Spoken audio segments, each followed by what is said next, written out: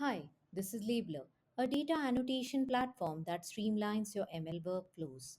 I'll be introducing you to active learning introduced inside Labellerr, which has reduced the annotation time per file by a substantial amount.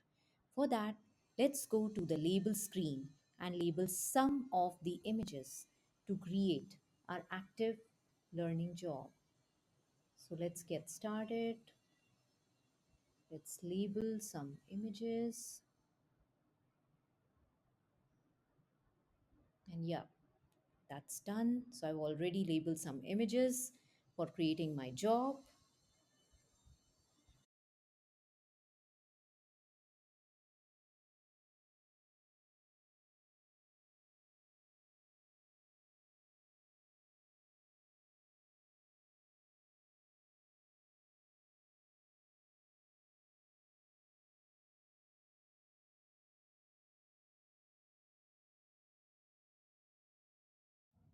Click on settings, go to auto label jobs.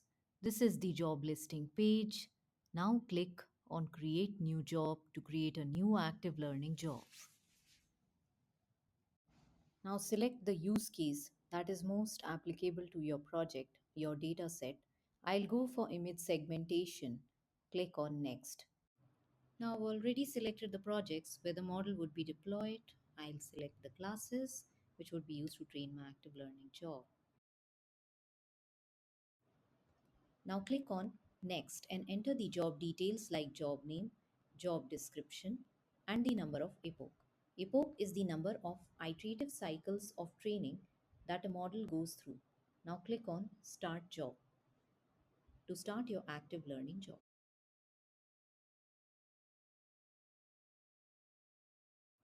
You can see that the model based intelligence model has been created inside the model listing page.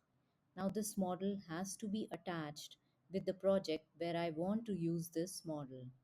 So there's a toggle that is present in the model row and I'll click on that toggle to attach this model to my project.